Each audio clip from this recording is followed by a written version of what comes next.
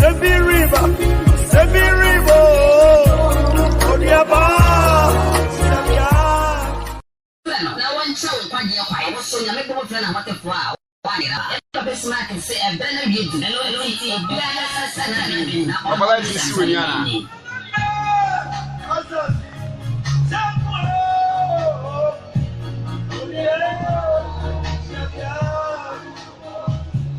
okay, for your papa Bismarck say area no aben enti obia nsatra na adwen na onje asempani ndi na yankopon pa me pa twa won so wonya be papa akwakot no no abo apa honsima no ba ko ahaya charity 99.9 FM na so say ye de yankopon asem be bro e wo be bia wo bia ene enwure ye ne pastor Bismarck upon the Chimentia Deeper Life Bible Church and papa district pastor you streaming live Facebook Facebook upon Bismarck oko Facebook I like it wo like it na wa share na afoforo nso ba omonso etimi ahwebi woko YouTuber pastor upon Bismarck TV pastor upon Bismarck TV woko papa preaching sin na go na ko subscribe na tie bi na bibia nso entumi enye kama papa tena se meko studio bi mama na kwaba na odu nyan kopana asam na toso amen papa good evening sir abacha won say erade adom ye won ye pa ye da erade ase emena subium ene da fofa yan kopana hihya man se yama yini njibum na yinti yan kopana asma ode man na yimre sa pepepe ye da nyan kopana se na mara kwa wa hihye bre edi amadu me pabia wasase so sentine numre so oge bre amayen se ne meka nasem sanse asemo a odi sisi yakọ heaven no ibusu a odi ACC yen na obefa yakọ eti ye bompa ye na yewu asemu osoro ya asase ofo ye da wasi onam nyina nyankopon asedan kan sanse wama divine selection dia kan afi ye hyase ni pew jos ye papa ye trene adom bi na wo de wuram wonya mosume December da wasi aseda ese de ma wo jos bi se ohumobro na hwe yesu wa hwe bone ene ye mu yesu ene ye de mu yesu moja na dia pama ye enimre kasa Power for me. 99.9. Now, I am here who may be on a pap. Any abdom, any could be. That was, oh, yes, you want to be pie. Amen. Amen. Yes, someone, you see what you say. Find the strong man through fasting and praise. Find the strong man through fasting and praise. What is it? Or what them for no? Enam mpaibo ni akonche so ana wonam mpaibo eni akonche so etiche ohodemfo no so bonsam woye weak Satan woye strong man Bible kan wasem Satan woye wiase nyame eti oye agent kese a osortia nyame pewo yabrabo osortia nyame hyehyɛ wo yabrabo eti sa otamfo wi wuntimi ne nko e wo bra wudi agro anase ubo edibia na so abrabo sanse Satan what the source of man aye target say obekotia idipakra ama idipakra ayida akose yidi the target nyina the source of man say obe fight against our salvation nisanti obrabia no wosoma akode ne nkutia ne amane na odi ahye wo so odi aka wa hye odi abrawase na si nkwade kwan edi oso wonam mpaibo ne akonche so chichi ohodefo kasafa ohodefo na Satan Lucifer we are holding for demons. We are holding for Bonsan agents. Ya we are Bonsan name Sifwa. Omo Honam Ibuja. Twasam twasam nyane wonam Ephesians chapter 6 verse 4. So nyane wonam ne boya na nya. Nanso spiritually no yane wonam boya nya. Because obonsam ewo nipa ya wo yere agent. Obi gina bo ano ema ne nyuma bone koso asase. 99.9 megahertz. O ko pe ho na obonsam ewo fie bia mu no. But o wana mesini ewo fie bia mu. O ko pe demons visible ewo fie bia mu demon no. But demons omo anamsifo ya omo ne nipa na omo ebo ama bonsam adwuma koso.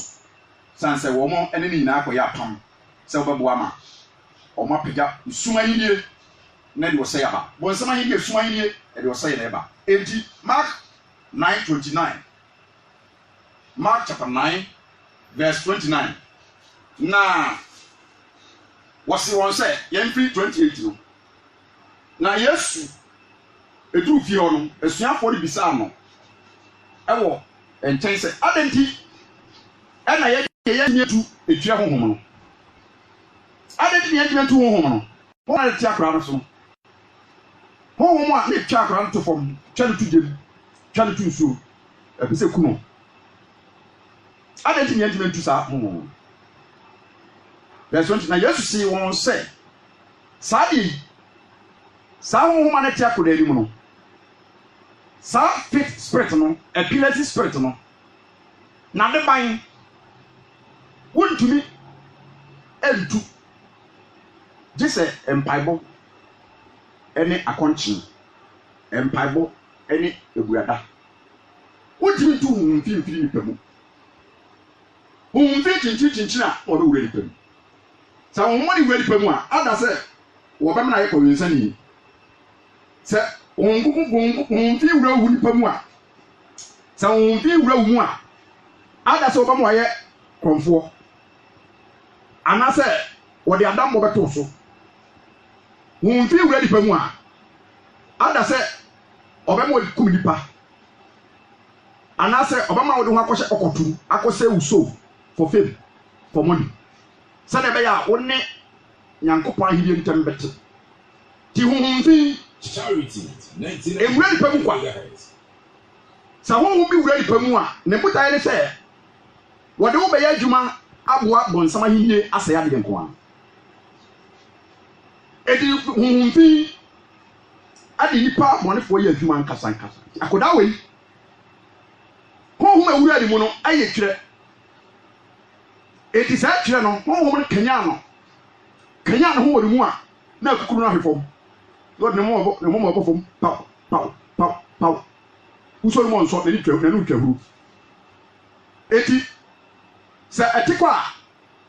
na waba de sensitive ni ade tedi ko honhom no o tumi a wode hye nipa no so se o mani pa ne nya de papa wo wiase o mani pa ne ho o mani pa de nya fa hodie eti eye tumi a e control nipa no so ne body nti no abaye akwa ama itwe ti ba bi e nipa wo no na spirit na kenya no wo twa tofo eti sa honhom yi aha akora na che eti bra ne maame ana na wo fo de bra Jesus esuafo no no nim se esuafo ni Yesu achi ni de wo mo power na asa na obetwe tutu mfia fili pagu eri supernatural power with fasting and praise wo paye se ututu honhom eti Jesus akonche ka ho dimu bi ni o nipa bia o dili anase nipa bia ho mfi wo mu no wotimi eni nso nkonim wotimi tutu ho mu ni firi no so jesa wo che ne ho kom nya bre bompaye e kase esuafo no eni sa ndi we sunsu musu no o mo fom na o mu ni hia konche ho hia se dipa o problem ndi kopembra asasi emaweye ana wiase mawie no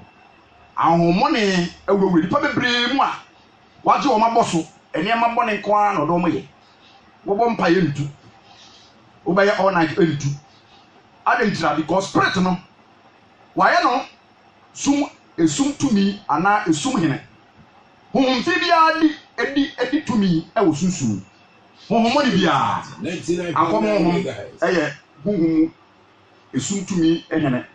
maame wata honhom ɔyɛ ɔhene ɛwɔ honhom mu bɛyie honhom ɔyɛ ɔhene etwa honhom ɛyɛ ɔhene nti akɔda etwa wɔ no so no sunsun akɔda no ɔyɛ dehye edi spirit no ɛnkɔ bra egya ɛnfɛre mu eti sɛ egya bɛba Holy Ghost ɛna de fire ba Holy Ghost bɛba so a ɛyɛ anointing ti anointing no ebetumi abreki yoke no obi a honfi wɔ no mu twɛ honhom wɔ no mu no ɛyɛ yoke ɛka sɛ yoke akɔnua ɛyɛ ade so agudu kom but enipa ntimi control spirit nipa ntimi control spirit ti sɛ spirit bi de obi yɛ adwuma na yɛ Holy Ghost a spirit no ɛbɛkɔ so ade bibi abɔ so eti saa etwa honhom na te akora na bɔ so eti deɛ akora ne mpɛ na de ne yɛ deɛ na awofoɔ mpɛ na ɛde akora ne yɛ nti verse 20 Mark chapter 9 verse 20 you can kind free 20 ɛhɔ na sɔrɔ ne nyinaa ɛwɔ me can kind Awurade asɛm na wɔde no brɛ Yesu ɛbrɛ a wɔde no kɔma asuafoɔ na wɔn ntumi ntu awofoɔ ne de brɛ Yesu na ohunu no hwɛ o akɔda no hunu Yesu no spirit no so hunu Yesu sɛ Yesu ɛyɛ the anointed one kai won sɛ Kristo was starting ministry sabe yɛ obesi agye nipa afiri bonsam ahenni ma bɛnyam ahenni Kristo was starting ministry so obetumi akanya nsam atumi break yoke atumi ama nipa sakra na nyame asɛm atumi aka nipa akoma nipa sakra because honhom akyi nipa to bɔne madwa mama honhom akyi nipa to yɛn mu ɛnsawe yɛ honhom akyi nipa ato nsawe mu krono honhom akyi nipa ato krono mu no saa spirit na ntia nipa ntimi sakra da enti na Kristo ka sɛ Luke chapter 4 verse say ware honhom no so anointing started bra or starting ministry no for 40 days fasting and prayers daytime prayers evening time prayers night time prayers 40 days. And the Christ will receive full of the Holy Ghost, full anointing.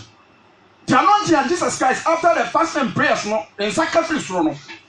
Now anointing a breaking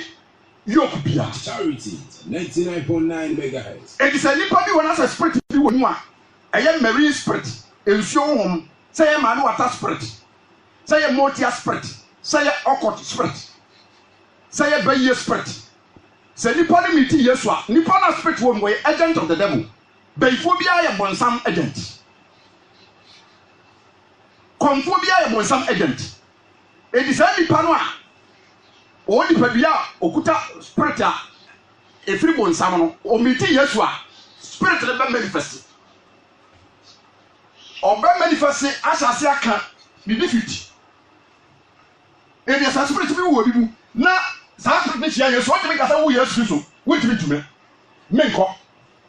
menkiate wo timi nyame hwe spirit bia enipa bia okura spirit hunti a wo be meet Jesus Christ no wo huru Jesus penal spirit na cha afia manifest ye nkyerɛkyerɛ ade sua na be kyerɛkyerɛ because of Jesus Christ was full of anointing full of anointed Luke 14:18 what to that class or what to that was what you to that afford them what will be able to say awurade wo ho so wasame wo same na cancer panta diapo bon sama nipa bia wo problem ahun fi ya create problem nipa mamu ata wo ma create problem nipa marine spirit I create problem nipa e di nipa ntime ne ya ho nya de nya me pe because ahun bebre e possess nipa bebre possess ahun nti nipa no na mo but onya de ono pe onya de nya me pe onya de spirit ne pe yes our spiritually anadwo bo no 80 verse akoda no me ba Jesus nsa nya hwe spirit ne manifest share the filter spirit no wo we defeat the only person who cross some fear about meeting Jesus Christ no spirit ne manifest say Christo is supreme Christo is the anointed one Christo is savior it is what perform e was so na Christo kingdom it ni be di pedu ti na popon yi be tna ba akoma mu a ti na popon yi be tna ba abrabo mu a Jesus spirit e du so no ensa wi wo ho no Jesus tu enti yɛnka nyamsam kyerɛ nipa no nko ara sɛ yɛka kyerɛ amana pɛsuadi na amana sakra ɛwɔ bere a saa nipa no yɛbɔ mpa yɛ mmerɛki yo ɔsɔfo nka nyamsam nko ara sɛ ɛnyamsam nko ara na ɔsɔfo no asua na wɔka na mmom wɔ bere a ɔmmerɛki yo ɔmfa se mmɔ mpa yɛ ɛmfa ntaa asɛmpa no ti kyerɛ sɛm sɛ twɛre kum honhom ne ma nkwa enti anointing ne break you enti without fasting and prayers no a Christianfoɔ gyidifoɔ asɔfoɔ edwuma no ɛbɛyɛ bi stubborn spirit wicked spirit man water spirit a stubborn spirit witches and wizards they are spirit stubborn spirit wicked spirit kɔ so havoc ahomfi man water kɔ so havoc basabasa de tɔkɔ aba wɔre fɔntɛm wɔre ne ba betumi atwe sekan no de twa ne kunu bɛrima betumi atwe sekan no de twa ne yere kɔ so havoc betumi akɔ so de tuo abobi obetumi akɔ so de aba abobi tirim ne nyinaa yɛ spirit tini mu no ada appear the wicked edi saa tibɔde mu mu yi akɔda no Mark 9:20 na ɔde ne brɛ Yesu na hunu no ɛntɛm a honhom no ma ne sensene wɔn sɛde bɛyɛ ne papa bɛma bum sɛ wɔn afei kora na wɔsɛ mwade nkwa no a wɔde ne ɛkɔ ama na sane yadeɛ no asuafoɔ no koraa deɛ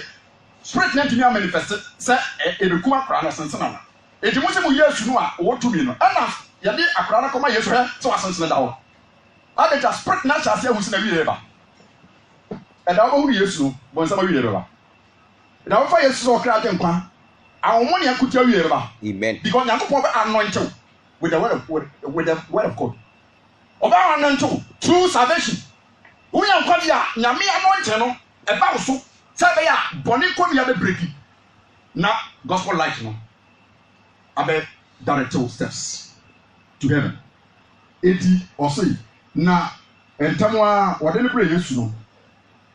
ɛntɛm a honhom no ɛma na sensene sɛ spiritually wonti kwan a demons ahomfi mfa so etili efiri nipa mu a wobɛka sɛ honhom no bɛkum akɔra na na sɛ kyerɛ sɛ Yesu ne tumi but waba spirit no ehunu Jesus anointing no na ne so bidi no bibi tibu so eti ɛsɛ spirit no hyɛ aseɛ pɛ kwan pie fa pie eti sɛ ɔsɛ nsɛn wɔ pɛ kwan so wɔ pie afa ohim demons bɛtena nipa mu a wɔ pie ahu etimi pie fa onipa him etimi pie fa otiri etimi pie fa woto demon bɛtumi pie fa baabi a ne nyinaa sɛ wɔbɛtumi buo mu count from na buo pie kɔ jakura saa de na is in trouble but Jesus wɔ hɔ no bibi abɛyɛ bɔkɔ so ɔma Yesu bɛma bibi abɛyɛ bɔkɔ amen so ɔma Yesu Kristo bɛ mu a bibi abɛyɛ kɔ because nneɛma a ɛne nipa bi esi asase so na yɛ easy saa isiadi nyamesom ɛkɔyɛ agudie anaasɛ nyamesom kɔyɛ te sɛ daabepɛ na bɛbɔ mpaeɛ bi a ɛde da biara no ɔtamfo ɛbɛtena yɛhyɛ bɛrɛ so eti ɔsena honhom ma ne sensene wɔhwe ase wɔn demon no na ahwe ase o wɔn sɛ akora nna fam ba demon no ahum na adenkwa demon no ahum adenkwa demon no kora ni sɛ Yesu adenkwa demon ni sɛ Yesu adenkwa bet wɔhwe ase yɛyi na fi Nyankopɔn ɛmɛm eti ɔsɛ na ɔhwe ase na obu fa so afei wɔ muri ayɛ den demon ne papa akɔ because deɛ asi no sɛ deɛ ne ho ntoma pa na ne bu ase ahyɛseɛ na wie yɛ ba na dwuma di yɛ bɛ wie sɛ da wɔbɛwu ne Yesu no ahomɔ ne dwuma di yɛ bɛ wie da wɔbɛwu ne Yesu no ahomɔ ne yɛ deɛ bɛ wie ada wɔbɛwu ne Yesu no kɔnu yɛ bɛ pae nti wɔsi wɔ obu fa so na no twa huro spirit no kwan a wɔde akora ne fa so nyinaa no wɔn manifest akyerɛ Jesus Christ kyerɛ sɛ wei na meyɛ no mede ka no to fam na ne twa kuma ne no twa huro ne mede bubu fa so kyerɛ sɛ wei na meyɛ akɔdaa no sɛdeɛ ɛbɛyɛ a saa deɛ no nyinaa Kristo bɛhunu no last na ma bi di obu fa so na no twa huro ɔhwe ase ɛfiri mmɔfra ase ɛnipa brɛ o akora firi mmɔfra ase da biara hɔ ne ɔtwa hwe fam kum ne ne twa huro na ɔbu fa so na kyɛ sɛ wɔda fam tim wɔsɛ firi mmɔfra ase wɔtaa ne taa ka no to gyem pie wome mpo tie Kristo anim ase eti abɔfra no gye ne ho asuafoɔ no busa Yesu na ɛdeɛ ne yɛsi 99.9 megahertz wɔsɛ adeɛ wei na de ba de sɛ mpaebɔ ne akɔnkye gye sɛ mpaebɔ ne akɔnkye because ahohom a ɛwɔ wiase no ɔmo ɛdan ne nipa mu Luke chapter 11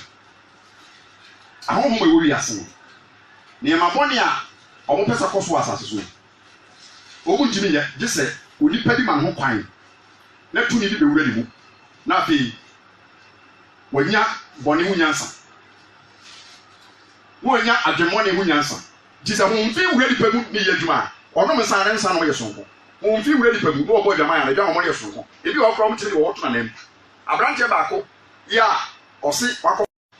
atɛnka tv yɛ a ɔmo ka asɛm ne pɛnde break news yɛ ɔmo kusu afɛbi ɔmo ka ho asɛm yɛ a ɔmo ka na ɔbaa no afrɛ ne mpena no sɛ nkɔ ne bɛkasa ɛnso ɔmo ma ne mfa kɔɔl no wɔne na twempena 5 years dabi a wɔne ne bɛda bia no ɔkɔ bɛma bi tena wɔre bio deɛ bɔbɔ ba no so ane sɛ Ghana ɛka asɛnsi gay ne lesbians wɔn de wɔn propose akɔ parliament yɛ sɛ yɛn ntuma na yɛ ntum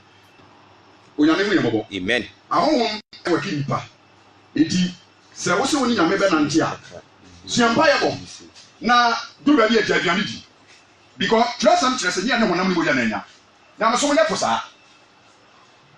bonsam ahidi am so nyɛ fo saa wɔn ko tia wɔn bonsam ke dɔm yɛ nkyɛn timi nyina ne sɛ wɔn ko ntɔkɔ tinti yɛn kenkan Luke chapter 11:21 Luke 11:21 ɔhɔdenfoɔ etiasɛm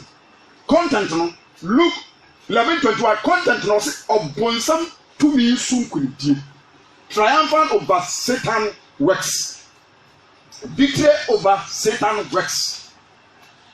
so wobɛ nkunimdie wɔ Satan ne nnwuma so kunimdie wɔ Satan so yɛ a ɛnam Kristo Yesu Kristo so ɛnam mpaebɔ ne akɔnkye so Satan wɔnyɛ somɔbɔyɛ kyerɛsɛm describe Satan sɛ ɔyɛ strong man yɛka sɛ strong man ne yɛkasa yɛ refer to Satan yɛka strong man ne yɛ refer to agent of the devil nipa a bɔnsam sunsun bi ti ne mu ɔyɛ ɔkɔto anaa ɔyɛ freemason sei nɛ mmeranteɛ yi esan Satan tricks ne nada ne ti no ɔfa kwa biara sɛ ɔpɛ sɛ ɔkɔdwan freemason a yɛbɛma sika bɛyɛ 2 billion fa nansan diamond gold diamond lodge wɔn mo de aba tv so yɛ a wɔn yɛ advert diamond lodge eti sɛ ɔpɛ sɛ wonya sika a wokɔ a yɛsɛ wotua 8 Ghana wotua no sika Ghana fɔm nante ne pɛmpɛ adwuma sɛ mogya sika na wɔn pɛ wɔn sɔre a na wɔn kɔ aseɛ na wɔn akɔ sɔ kɛndɛ na wɔn kyante biribi bɛtɛ gu wɔn so nyame gya bɛfa ya wɔn. Satan ɔne ne gens wɔn na hyɛ kutupa na bɔne kɔ so na bɔnsam ne ne gens na ɛyɛ demons no wɔn ɛbɛtiri nfam eti na mɛkenkan sɛ wɔamma wo ho kwan na Kristo ama wo mu a ahɔhom ne yɛ ne nam ɛpɛ baabi yɛ kwan da awuram sɛ Kristo ni wo mu a kwan da wɔn sɛ wo nsa kyerɛ wa mi a kwan da wɔn demon bɛwura wo mu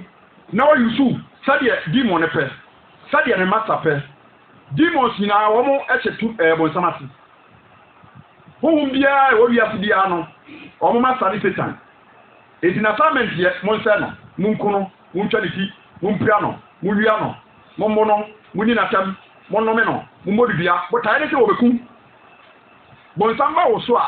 anaa ahomɔne ba wo so a wɔn bɛkum bɔne ba wo brɛbɔ ma ɛbɛkum adwamamɔ ɛbɛkum ɛnsanom bɔne bi akum eti nya adeɛ Satan de wobɛdi agorɔ sɛ ɔbɛboa mo ayɛ bɔne na wabo aba so mo ahotɔ ɔbɛboa mo ayɛ bɔne na bɔne na aboa ama ewu ntam sɛbɛ yɛ a wobɛwu ntam na ɔde ka no ɛwɔ ɛnom idwom eti ɛna ɔkasa wumfi ewura nipa mu a nneɛma bɔne nko ara ɔde ne yɛ ti sɛ wɔama Kristo awura mu a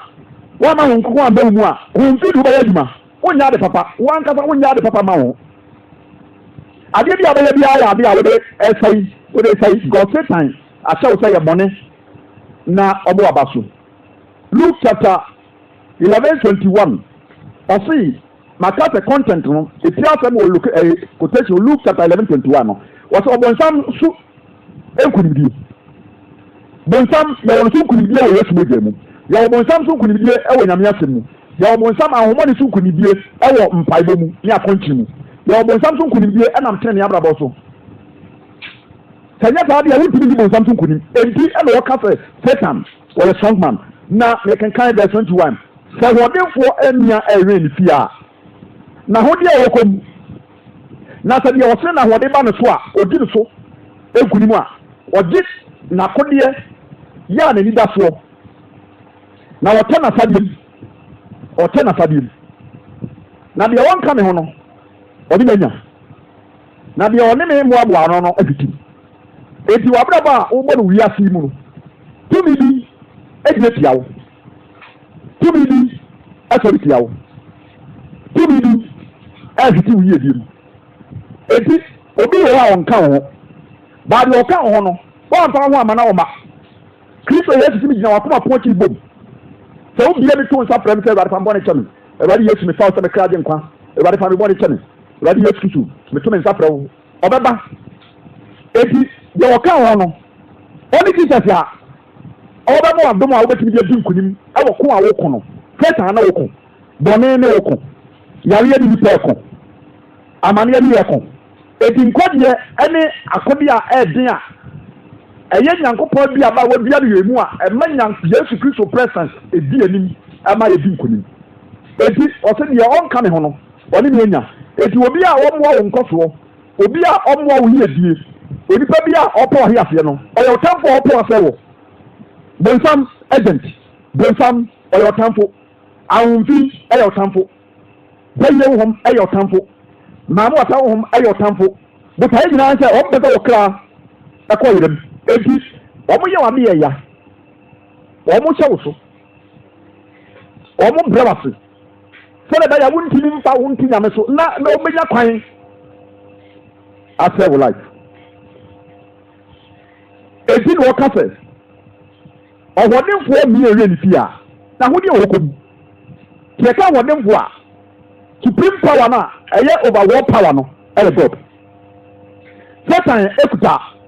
limited power nyɛ sɛ ɔde tumi ɔwɔ power a ɔtumi yɛ fosini but without repentance without righteousness no satan ɛwɔ tumi wɔ nipa so ɛwɔ sɛ ne tumi ne tɔsi deɛ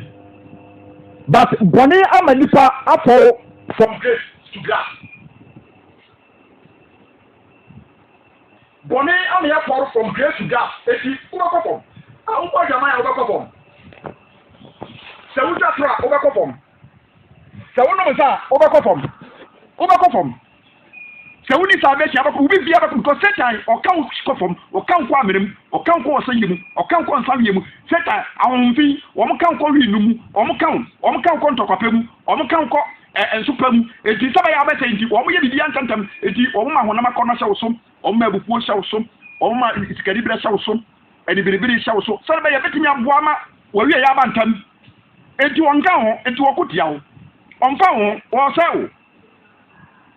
ɔnka ho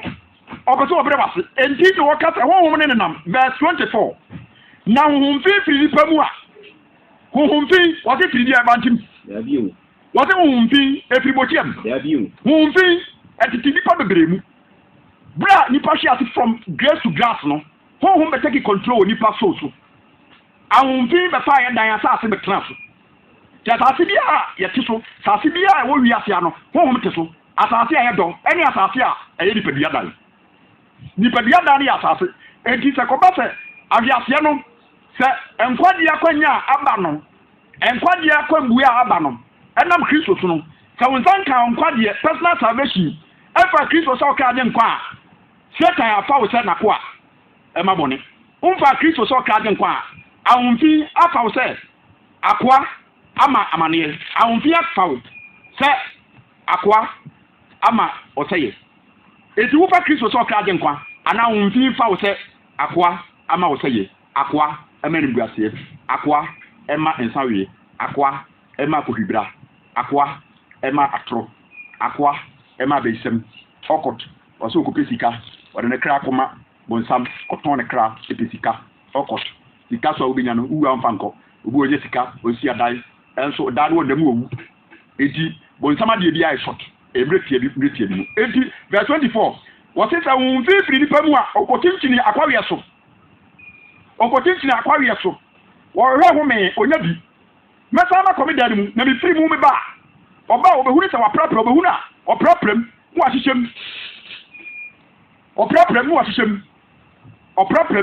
mu wɔde bɔne hyehyɛ mu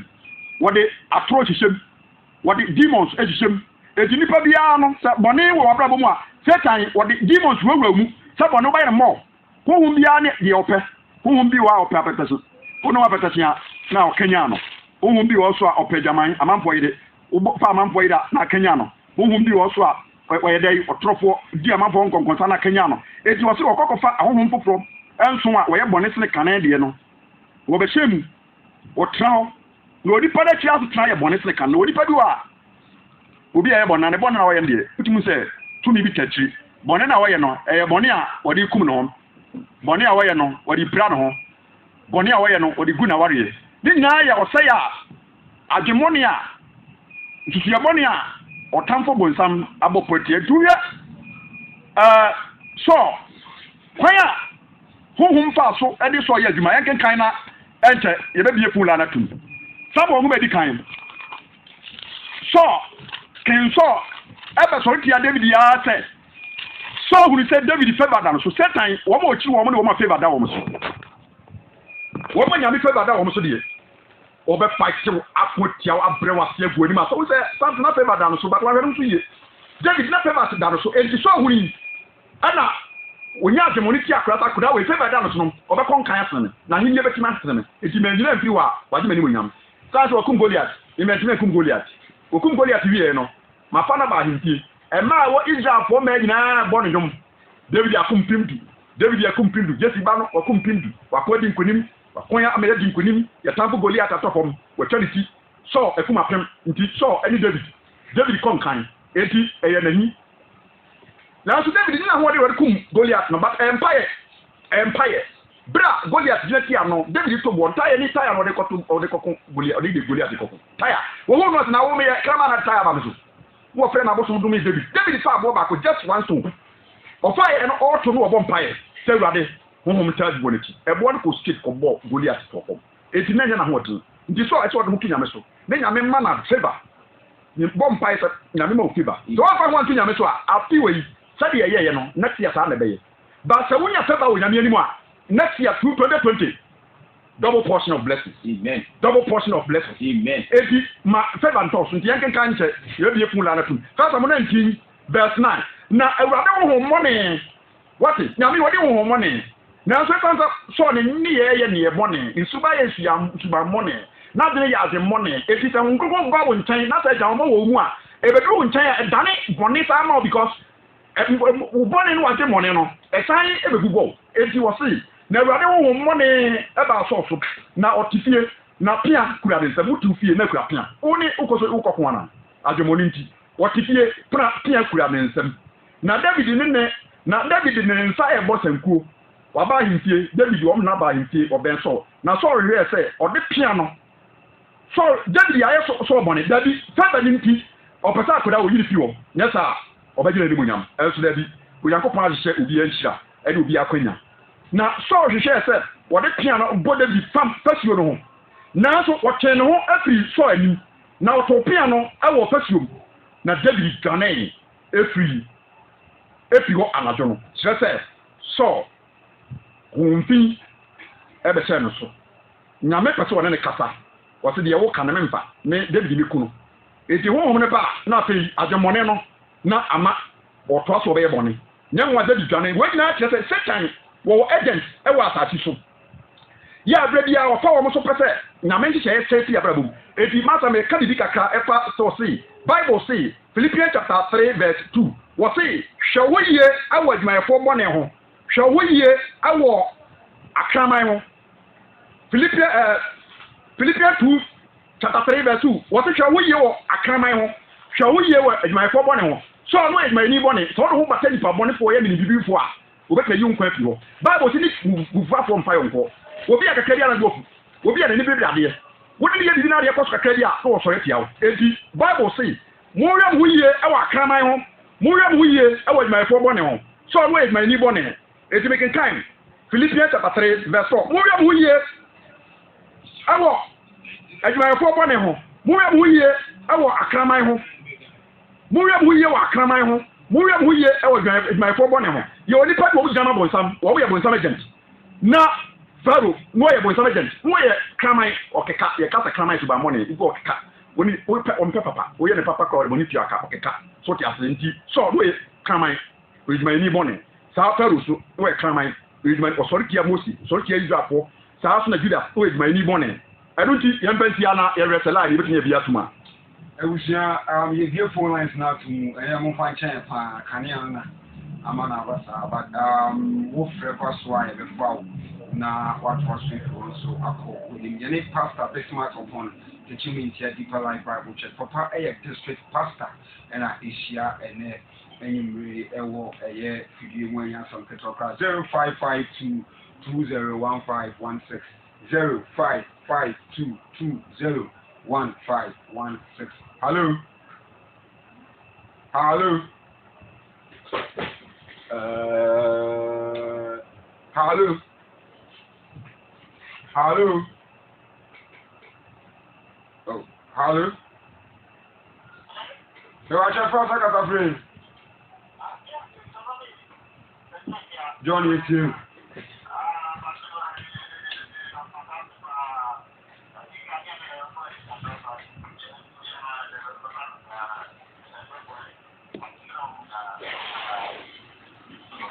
Okay, John, yeah, that's it. 0552 201516